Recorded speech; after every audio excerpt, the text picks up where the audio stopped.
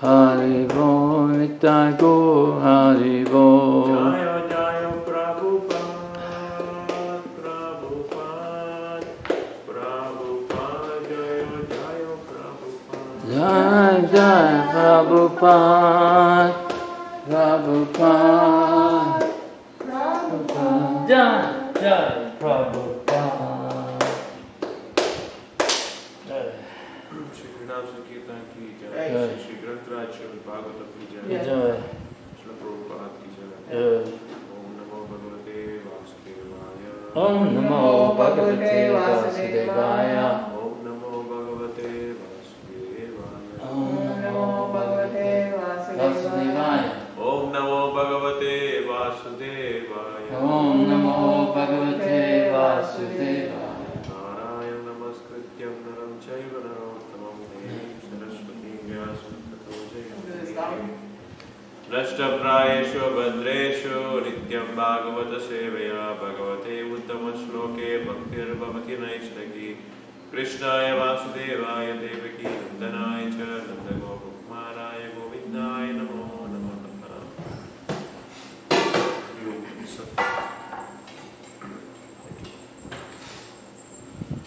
Reading from Srimad Bhagavatam, Canto 2, Chapter 9, text number 22.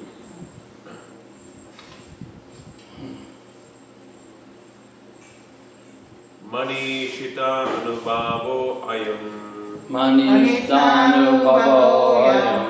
Mama Loka Avalokanam Mama Loka Avalokanam. Yat Upashrutya Hasi Yadupashrutya Rahasi.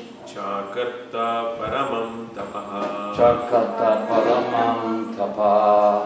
Manishita Anubhavo Ayam Manishtanubhavo ayam. Mama Loka Avalokanam Mama Loka Yat Upashritya Rahasi Yadupashrutya Rahasi. Chakarta Paramam Tapaha Chakata Paramam Tapa. Manishita Anubhavo Ayam Manishtanubhavo ayam. Mama Loka Avalokanam Mama Loka Avalokanam. Yat Upashritya Rahasi Yadupashrutya Rahasi. Chakarta Paramam Tapaha Chakata Paramam Tapa. Manishtanubhavo ayam. Mama Loka Avalokanam. Yadupashrutya Rahasi. Chakata Paramam Tapa. Chakarta Paramam Tapa.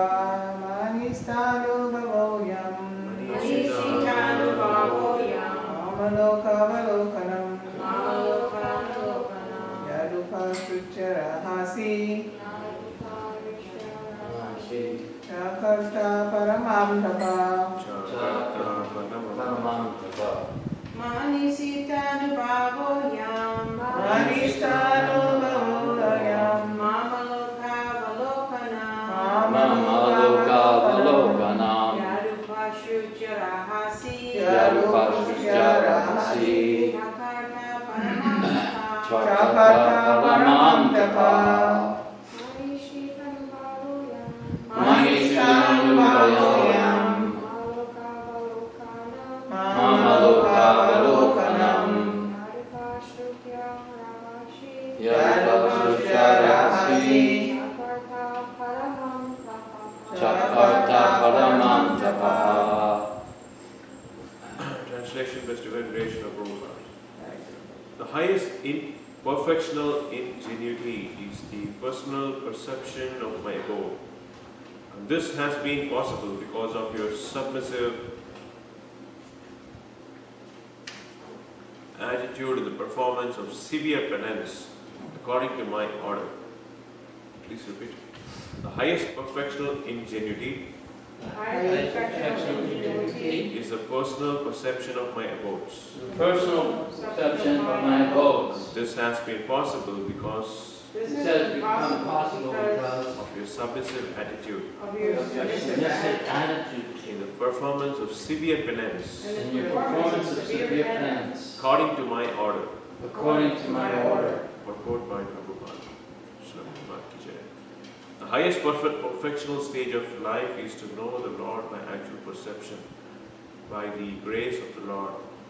This can be attained by everyone who is willing to discharge the act of devotional service to the Lord, as enjoined in the revealed scriptures that are standard and accepted by the bona fide acharyas.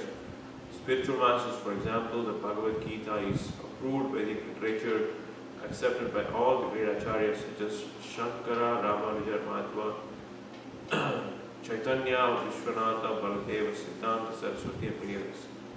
In that Bhagavad Gita, the personality of God, Sri Krishna asks that one always be mindful of Him, always be His devotee, always worship Him only, always go down before His Lord. And by doing so, one is sure to go back home back to God without any doubt.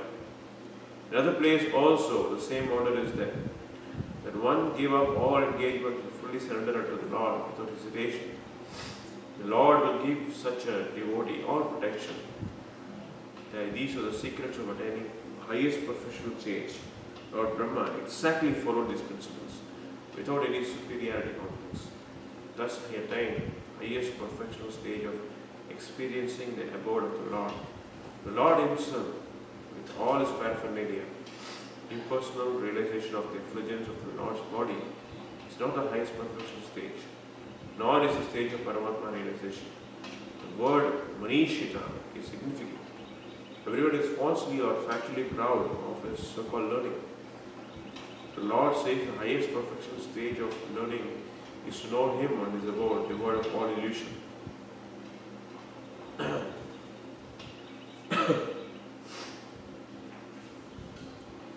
Jnanatimrandasya jnananjanashalakaya chakshurunmilitam yena tasmai Shri Gurave Namaha Shri Chaitanya Manobhishtam Sthapitam yena bhutale Swayam Rupa Katamakyam Tadati Swapadantikam Vandeham Shri Guru Shri Utapadakamalam Shri Gurun Vaishnavamscha Shri Rupam Sagrajatam Sahagana Raghunathan Vitam Tam Sajivam Sadvaitam Savadutam Parjana Sahitam Krishna Chaitanya Devam Shri Radha Krishna Padan Sahagana Radita Shri Vishakan Vitamscha Karoti Vachalam Pangum Lankayate Girevyat Kripadamaham Vande Shri Guru Dinatarinam Paramananda Madhavam Shri Chaitanya Vishwaram Nama Om Vishnupadaya Krishna Prishnaya Bhutale Shri Mate Bhaktivedanta Swami Nitinamine Namaste Saraswati Deve Gauravani Pracharine Nirvishesha Shunyavadi Paschatya Deshitarine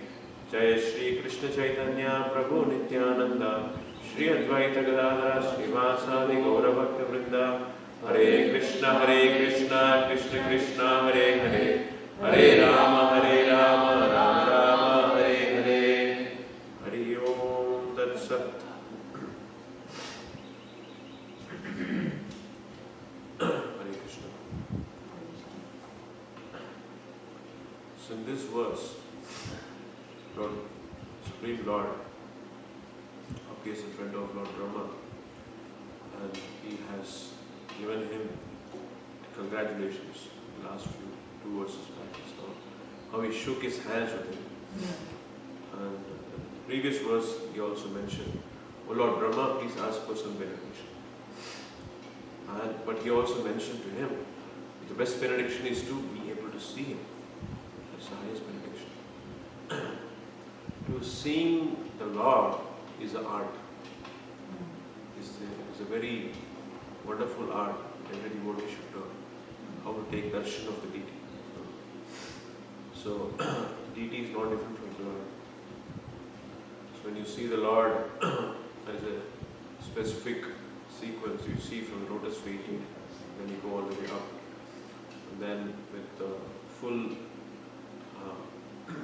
surrender to the Lord, one should see with the mood of surrender, or with the mood of humility. These are when you enter the temple room. That's why this whole temple paraphernalia, the temple arrangement, the traditional temples also in India, So we have different things that is set perfectly, set the mood when we go into the Lord. Actually, we are not going to see the Lord, but actually we want to be seen by the Lord. It's a big difference. So when we say we are seeing the Lord, then we think that we are so qualified that we can see the Lord. So instead, we should actually be seen by the Lord. That should be our attitude. Krishna should see. So Prabhupada also mentioned a few times that we should not try to see Krishna, but rather we should act in such a way that Krishna will see us. So that is the best way to see the Lord. So we should be seen by the Lord. Same thing with the spiritual master also. The spiritual master, there's one nice anecdote in the book of Jayananda Thakur, about Jayananda Thakur. So he would never come in front of Prabhupada. Who was it? Jayananda Thakur. Jayananda? Yeah, Jayananda Thakur. So Prabhupada would call out for him. Where is Jayananda? So that's his humility. Because of his humility, he stays back and he doesn't want to come in the foreground. But Prabhupada wants to see him because he understands the pure devotee and he wants to see him. So, in the same way, we need to be seen by the Lord. And to be seen by the Lord, what does Lord see in us? Lord sees our humility, Lord sees our surrender to Him, Lord sees how we behave with other devotees. That's what attracts the Lord's mercy towards us. So, even in Charitamrita, there are so many places. So, out of everyone, Mahaprabhu will pick one person in order to throw light on that specific devotee, in order to enhance to the whole world his great quality of different qualities. So that is the mood of the Lord, the mood of Krishna wants to honor the devotees. That is his mood. So devotees, when we try to seek honor, it doesn't come to us.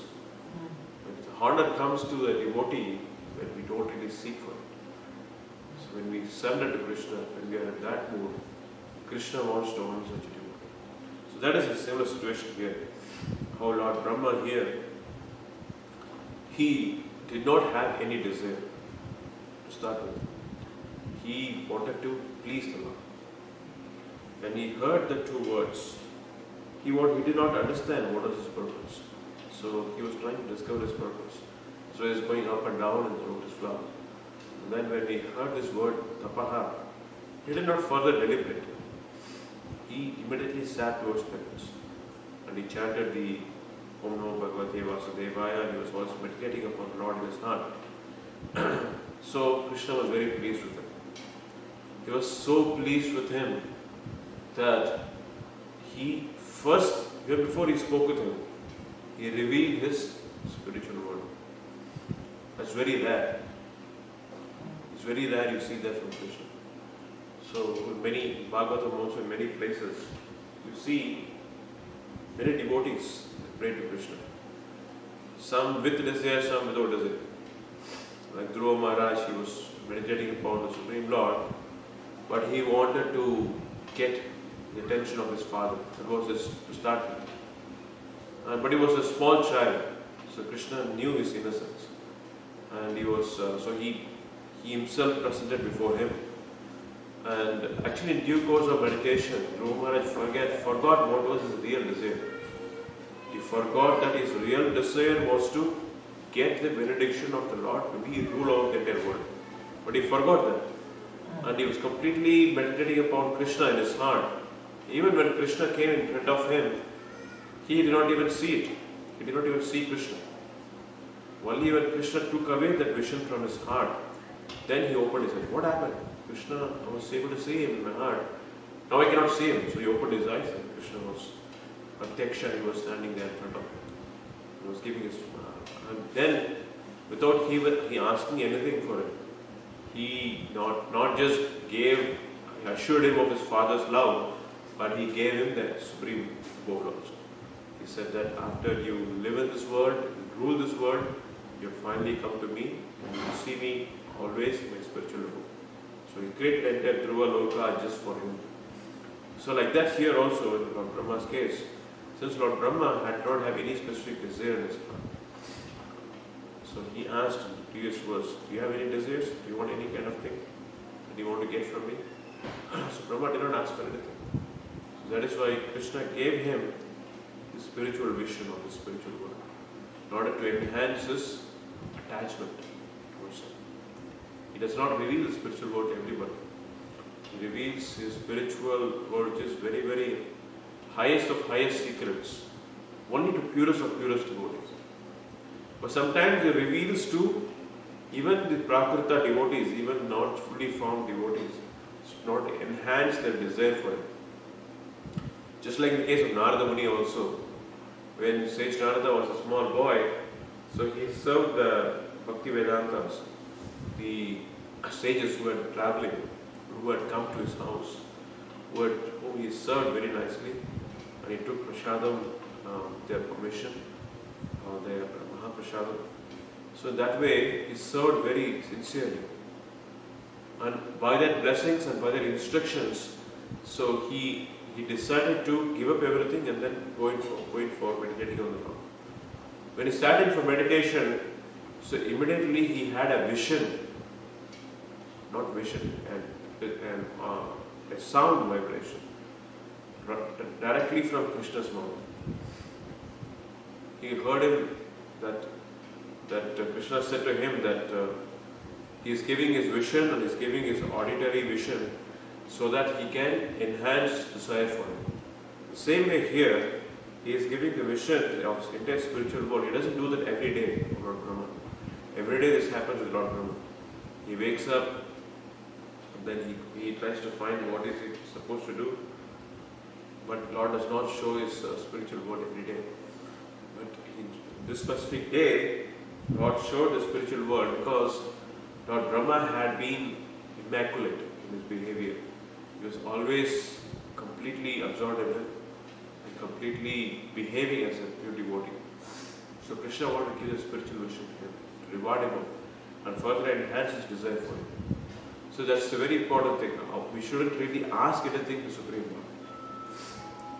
Krishna knows everything that is going in our heart. He knows our desires. He knows what we really want, more than how much we know about ourselves. So we know about ourselves very less, actually speaking. So Krishna knows much more than us what we really want. That is why life after life, he says that he gives the remembrance.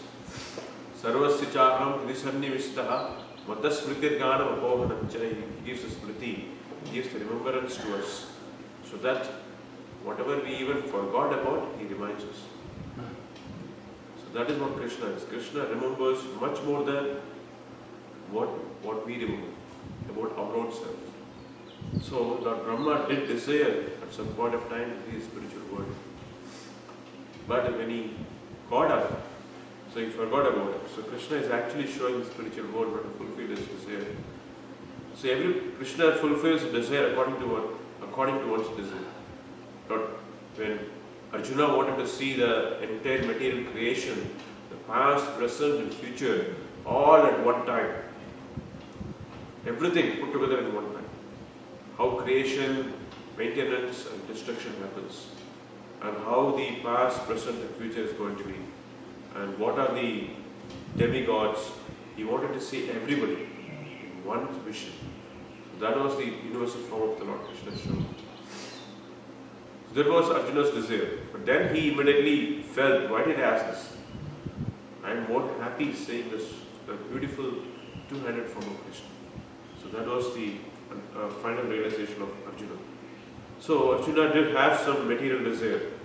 He wanted to see the power of Krishna, how wonderful and how powerful he is. Sometimes devotees have this desire. Krishna fulfills their desire. But the best desire is to not have any desire. Then Krishna gives the ultimate.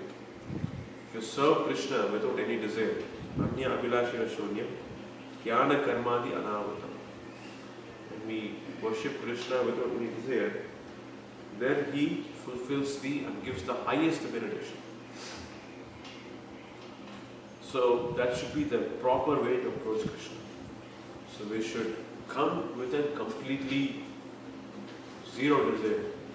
Desire wanting to serve Him, desire to serve His pure devotees, the words of the pure devotees, like Srila Prabhupada, and follow the instructions of the spiritual master.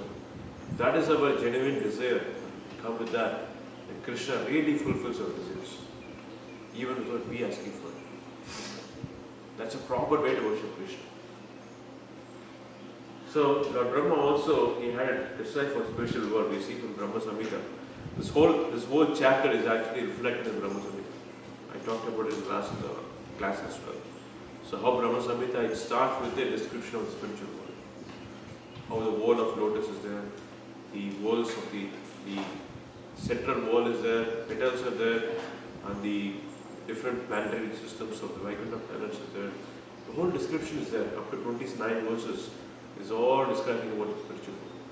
That's actually what Krishna, we are seeing in Bhagavatam in one verse, but in the Brahma Samhita we see that for 29 verses. The spiritual world, how it is wonderfully there, how Krishna is there in the middle about how Goloka planet, how the Vaikunthas are situated. So we saw all that in the Brahma Samhita. That's because Brahma wanted to see the spiritual world, so it is being satisfied. But he did not ask for it. Beauty, he did not ask specifically. So what happens is that in material conditioning, so there's a story that an old woman was there. So an old woman, she was carrying a lot of burden on her head. And she was emancipated, she could not really walk because of her old age, she was really powerless. And she called out Krishna, "Oh Krishna, please help me." So when Krishna came there in front of her, Krishna asked, "Do you call for me? I come for you.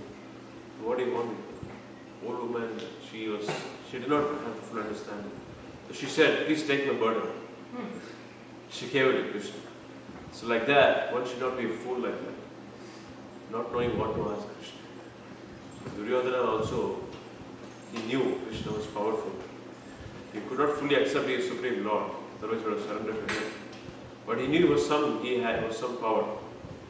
So he wanted to please Krishna by offering and throwing a buffet with all wonderful preparations.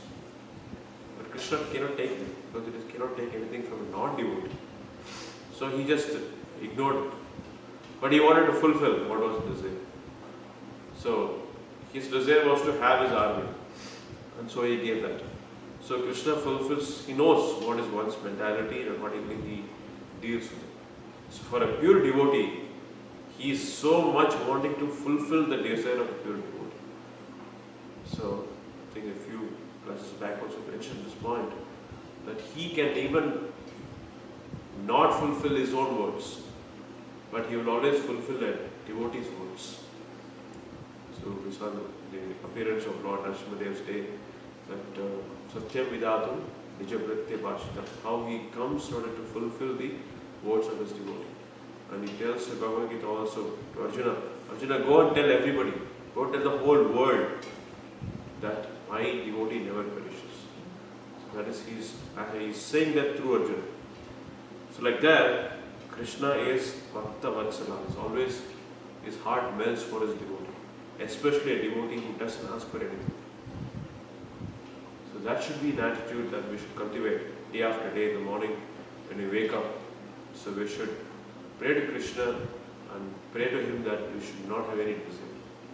Our only desire should be to serve him unconditionally life after life.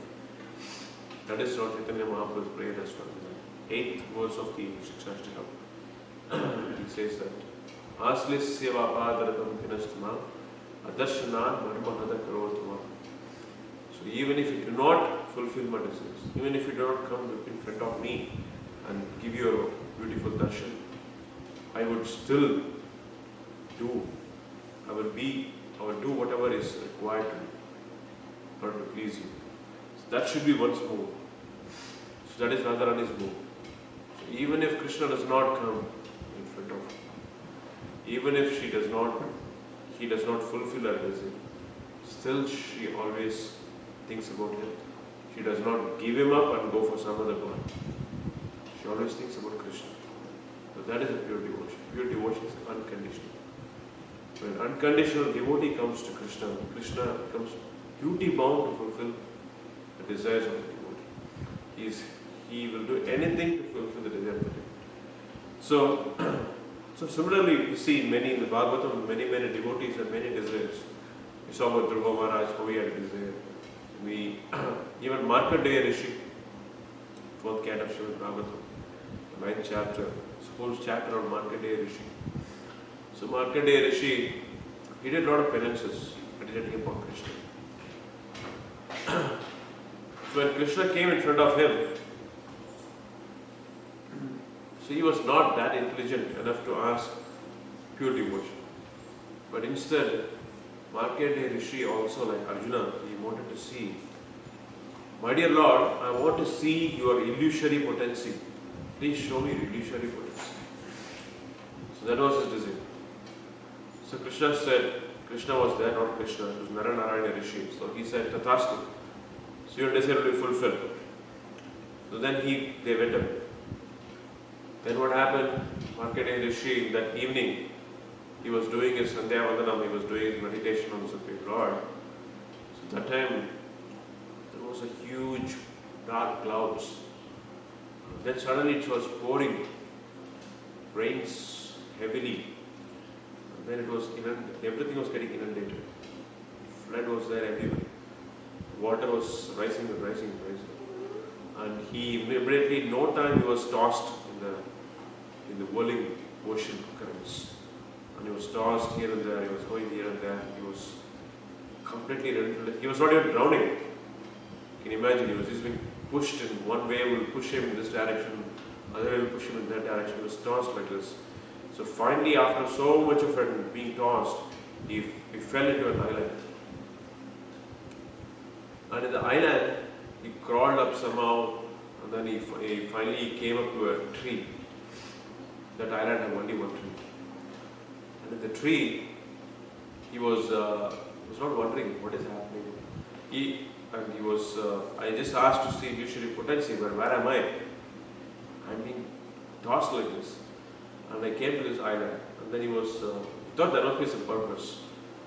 Then finally, after so much of seeing, then he spotted upon one banyan leaf. The banyan tree was a big banyan tree, and one leaf there was beautiful Krishna in the baby form.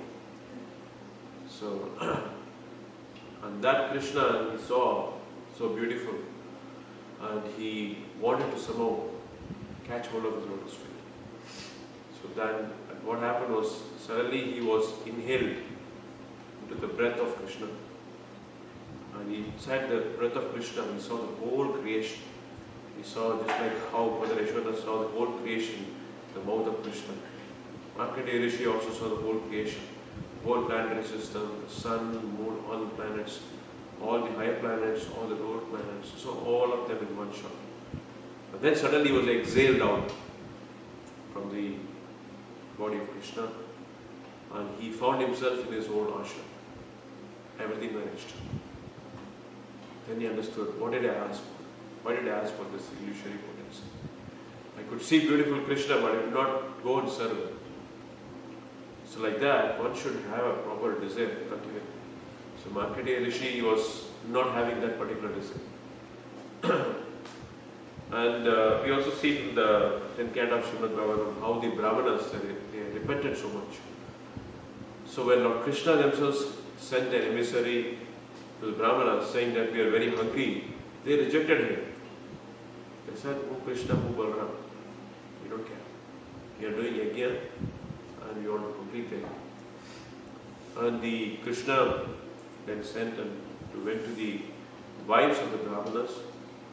They fed him. In fact, they actually spoon-fed him. So they had the wonderful opportunity, wonderful fortune of feeding Krishna, Supreme Personality of Godhead. But the Brahmanas, they ignored it. They did not even pay attention to his pleas to fulfill his hunger. So, because they were so immersed in rituals. Ultimately, they are also doing the rituals to please him. But they forgot what is the who is the Yajna Purusha, Bhaktaram Yajna Prasam, who is the enjoyer of all sacrifices. That they forgot. Instead, they were attached to that process of ritual. So we shouldn't become like that also. So one thing is we should not have material desire like Markandeya Rishi or Arjuna to see some form of Krishna, not exactly the spiritual form of Krishna. Nor we should be attached to the rituals or the process and then forget the real purpose behind the process. So the best way to worship Krishna is to be like Brahma, or is to be like Dhruva Maharaj. Don't ask for anything. Then Krishna gives ultimatum. He shows the spiritual world. He takes him backwards. So that should be the best way to worship Krishna, best way to take darshan of deity. When you go to the deity, we should take darshan without any kind of a request, specific request. But that is a very high level of devotion. But ultimately, we may have something that specifically we want to get fulfilled. That's a practical situation. So we can definitely ask Krishna for that. Krishna says, Bhagavatam says, Akama sarva kamava moksha kama udarani tivrena bhakti yogena yajate purusha param. So whether you have no desires, kama, or you have all kinds of desires, sarva kama, or you have desire to become liberated, whatever might be your desire, worship Krishna. Tivrena bhakti yogena yajate purusha param. Worship the Supreme Personality of God. Purusha param. So that is a declaration of Bhagavatam. So as a Prakrita devotee, desires will be there, and we should try to fulfill the desire through Krishna. We should ask only Krishna, not surrender to anybody else, not go to a demigods. So approach only Krishna, even if you have a material desire. Like Dhruva Maharaj had a material desire, but he did not ask for it and got everything fulfilled. The same way, if we have material desire, ask Krishna. Krishna will fulfill in such a way that you will feel, why did I ask for it? That is the beauty. So Krishna knows what are our anarthas, and he will take away those anarthas. Sometimes he will fulfill, sometimes he will not fulfill. Like Prabhupada says that in the course of his own life, in some cases Krishna takes away everything so that devotee will surrender to him. Sometimes he gives what he wants in such a way that he becomes frustrated and then he surrenders to him. So Krishna ultimately knows what is the best for a devotee. He is like a merciful father. He gives sometimes, he doesn't give sometimes. He knows what is the best medicine. So one should always surrender to Krishna. Whereas if we go to the demigods, they are sometimes duty bound to fulfill your desires. If you do certain rituals, certain ways to please the demigod, then they have to fulfill the desires. So they become duty bound. Okay, he has done this, so I have fulfilled the desire. Just like Hiranyaksha, Hiranyakashipu also, they did so much penance for thousands of years. Brahma was duty bound to come. He had to come. The same way, so worshipping the demigods is like feeding to our desires. It doesn't satiate our desires. But worshipping Krishna, he fulfills the desires or doesn't fulfill the desire, but he does in a certain way so that it takes away the desire itself totally. And he brings us more closer to him. So in all over Bhagavatam we can see that. How everybody in different situations, they are from different situations, some of them with desires, without desires. But finally, ultimately, they achieve the ultimate result. They become devotees of Krishna. Whether it is Markandeya Rishi, or whether it is Dhruva Maharaj, or it is Brahma in this case, or anybody for that matter. So one should always remember this point, how to worship Krishna. And the thumb rule is that worship Krishna just to please him. Anya Abhilashina Sunyam, Jnana Karvadi Anamritam, Anukulyan Krishna Anushilan. One should worship Krishna favorable to him. Think about his desire and try to fulfill his desire. Then Krishna will fulfill our desire, real desire. So even if we have desire, we should actually learn to ignore it. That's the highest, that's the real devotee. A real devotee knows the desire and tries to give attention to the desire of Krishna rather than our own desires. Then Krishna will definitely fulfill the desire of the devotee also. He may not, but in most cases he will. Whatever is the best for us, if the desire is going to help us in devotional service, he may fulfill. If the desire is not going to be helpful for devotional service, he may not fulfill. But one should be completely surrendered to him. I am like a dandavat, like a straw on the street. Krishna even step over me, you may ignore me, but still I will be a surrendered soul. That is the mood in which Rupa Goswami and Sanatana Goswami came to see Chaitanya Mahaprabhu. They had a straw in their mouth. So that signifies this, that I am like a straw on the street. You may step over me, you may do anything to me. You may ignore me completely. Or you may just take that straw and then you might use it for something. If you have an itch on the body, you can use it for taking care of the itch. Whatever you please, you do. So that is a pure devotion. Your devotion is unconditional and never stops. So that is the Srimad Bhagavatam's word. So pure benediction is, it does not stop, it doesn't ever stop, and it's completely unconditional. So this small note, I would like to stop here for any comments and questions from the devotees. Just a comment. I was saying about pleasing Krishna, but also hand in hand, it's like pleasing the Guru. I remember so many times I would have these desires or need to see my spiritual master so bad. When he would come, I would just be so like, okay, but I have to ask this question, like about my life or, something like that. I would have certain obstacles that I would have to get over and I would need to tell him or something.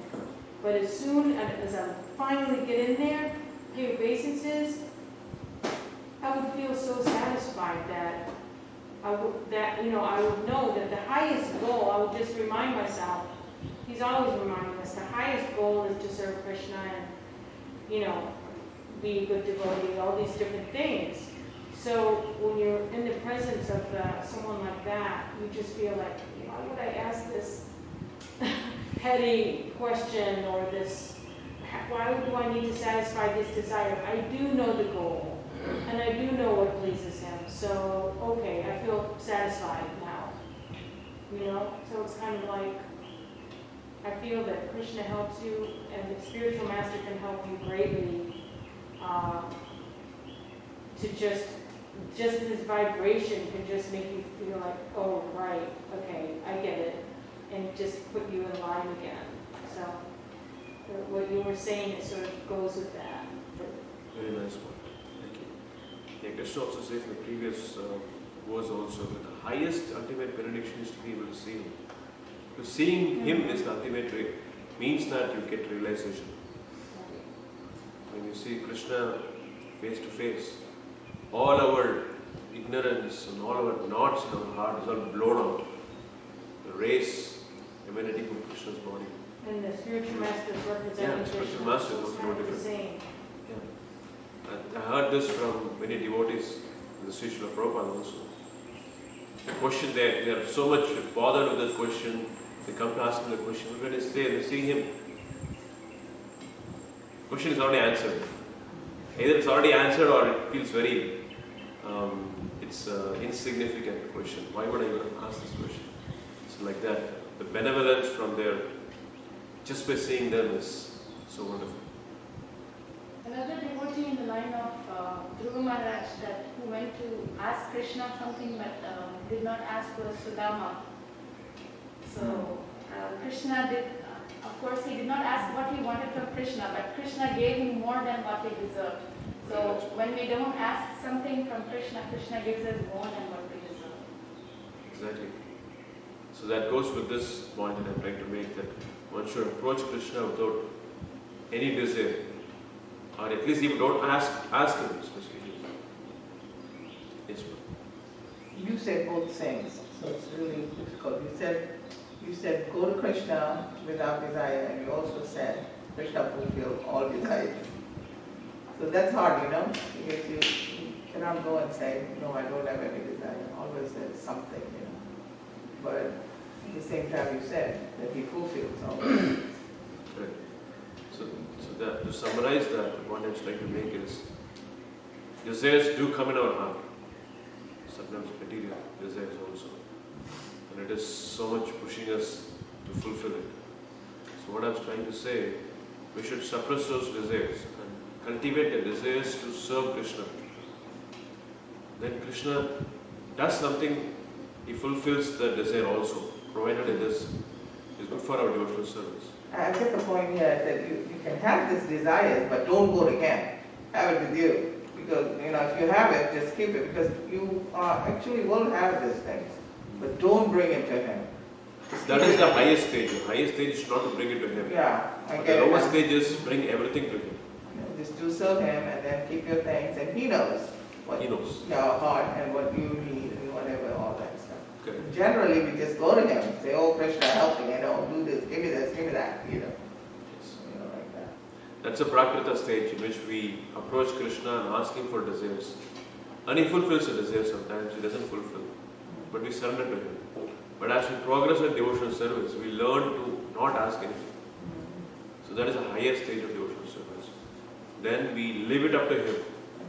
If you want, just like Prabhupada would come when he comes to the West, he was asking, Krishna, just make me a doll in your hand. If you want, make me dance. I'm a doll in your hand. I don't know why you brought me here. You brought me here. Just whatever happens, it happens. I'm just a doll in your hands. I'm surrendered to you. So that's the highest stage of surrender to Krishna. Yes, ma'am. Sometimes that I've heard in Krishna consciousness over the years that one way that Krishna fulfills your desires is by taking that desire away. Great. Yes, Prabhu. So, it's a very nice class. The thing that was coming in my mind is that, though, obviously, to see the spiritual master, to see the Supreme Lord, that's the ultimate fulfillment. But at the same time, Prabhupada used to say, and it even says with the gopis, that the highest service is separation. When you're not seeking, because it increases the desire, increases, but sometimes when you're there in the presence, you become, if you're there, complacent, or you may fall asleep. Not like that. So both things are true. Simultaneous. True. Vaku and Vani. Obviously the highest thing is to be able to actually be seen by the Lord, as you said, not to see, but to be seen by Him. And so also to be able to serve the instructions and the separation. I mean, that's the gopis are feeling the most intense love when they're not with Him. Isn't that true? It's very true. Yeah, that increases. They relish an ecstasy of thinking about Him, remembering His pastimes, remembering His different activities with them, continuously think about it and relish. But part of that is also, oh, He's not there. That thought also comes and they feel bad about it. But again, they keep thinking about Him. Right. While doing their household chores, they still think about Him, think about that particular. So most important thing is to think about Him than being with Him. So being with Him is a face-to-face reality. But thinking about Him, our mind is engaged fully, our intelligence is fully engaged in thinking about Him. That purifies us much more.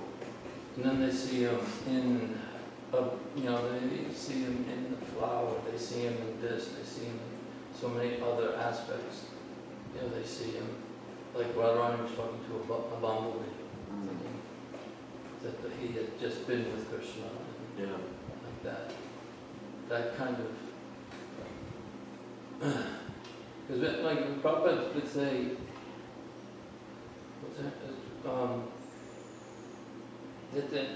when I'm here, you're all so enthusiastic to do, like if someone was to walk in, an elderly person walk in, right now, most people, generally we would try to be kind, but if Prabhu was there, it would be a competition to see who would provide the chair for this person, to show Prabhupada how much we are doing, or how much we're trying to do. But sometimes when the spiritual master is not present, we forget that. We become more caught up in our own world. Very true. Yeah, it's a very direct match between Right. the mood of service and mood of pleasing him, So whether he's there or not. And so like for Prabhupada, like his godbrothers, I'm not going to say anything negative about them, but they didn't take him so seriously because during the terrestrial part of Bhaktisiddhanta's life, he had limited time with Bhaktisiddhanta Saraswati, and he did help the movement, but he was involved in his family. It wasn't until after he left, 30 years later, he establishes an institution. Not because he wanted to be separate from the Gaudiya Math, but because they didn't want to partake. He kept the instruction in his heart. And so, in other words, when my spiritual master is alive and the instructions about distribute books, then, I'm going to be the most, I want to make sure that he knows me the most. But when he leaves, and although he's never gone, really, he may forget to do that. Whereas Prabhupada kept doing it. Prabhupada actually, to me, is a personification of Vani, service and separation. Obviously, the highest perfection is ultimately to be able to see the Lord, as you said, that that you made, but Prabhupada explained, in order to achieve that, you have to serve in separation.